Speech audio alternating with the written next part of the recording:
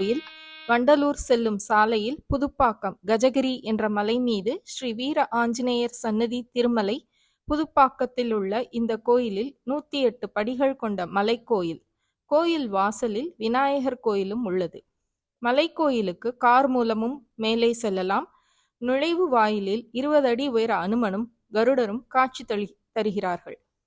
ராமாயணத்தில் லட்சுமணன் உயிர்காக்க சஞ்சீவி மலையை அனுமன் தூக்கி கொண்டு வான்வழியாக வந்தபோது மாலை நேரமானதால் சந்தியாவந்தனம் செய்வதற்காக இந்த கஜகிரி மலையின் மீது இறங்கியதாகவும் கடமை முடிந்தவுடன் புறப்பட்டு சென்றதாகவும் புராணம் கூறுகிறது. அதன்பின் வியாச தீர்த்தர் அனுமனுக்காக கட்டிய 108 கோயில்களில் ஸ்ரீ வீர ஆஞ்சநேயர் கோயிலும் ஒன்று என்றும் அதனை நினைவுபடுத்தும்படியாக 108 படிக்கட்டுகள் அமைக்கப்பட்டுள்ளது. மலையின் உச்சியில் இயற்கை எழிலுடன் அமைந்துள்ள வீர ஆஞ்சநேயர் கோயில் ஓங்கி உயர்ந்த கொடிமரமும் கோபுரமும் பார்ப்பதற்கு அழகாக உள்ளது.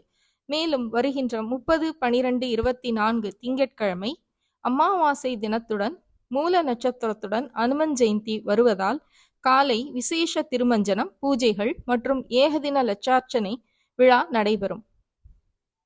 சூப்பர் ஸ்டார் நடிகர் ரஜினிகாந்த் முன்பு வீர ஆஞ்சநேயர் கோயிலில் சுவாமி தரிசனம் செய்ய அதிகாலையில் வருவார் என்றும், ஆனால் தற்பொழுது அதிக கூட்டம் வருவதால் பக்தர்களுக்கு சிரமம் ஏற்படும் என்பதால் அடிக்கடி வருவதில்லை என கோயில் வட்டாரங்கள் தெரிவிக்கின்றன.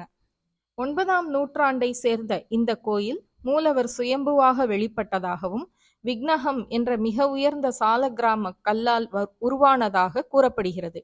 அனுமனுடன் ஸ்ரீ ராமபிரானும் பக்தர்களுக்கு அருள் பாலிக்கிறார். விமானம் 2 நிலை ஹனுமன் விமானம். ஸ்தல விருட்சம் அரசமரம்.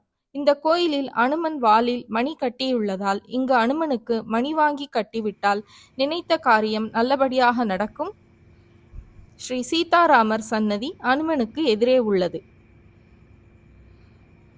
ஞாயிறு முதல் வெள்ளிக்கிழமை வரை காலை 7:30 மணி முதல் 11:30 மணி வரையிலும், மாலை 3:30 மணி முதல் 7:30 மணி வரை மட்டுமே.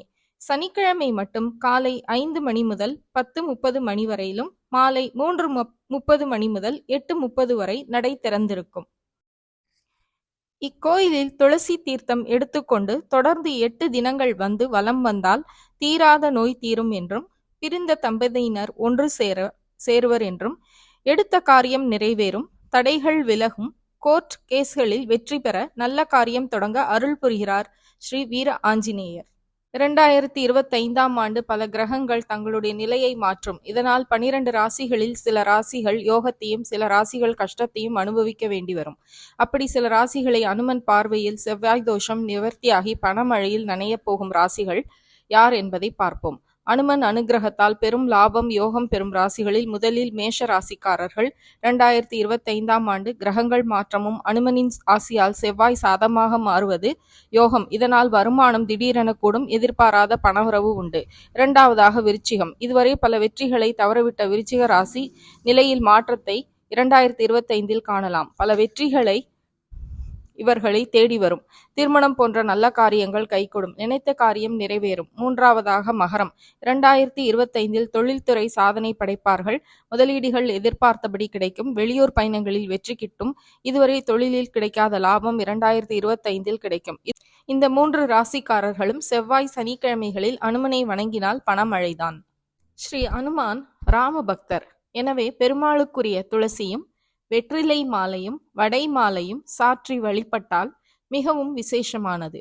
அதுவும் ஸ்ரீ அனுமன் அவதரித்த தினமான மூல நட்சத்திரத்தில் வழிபடுவது மிகவும் சிறப்பு.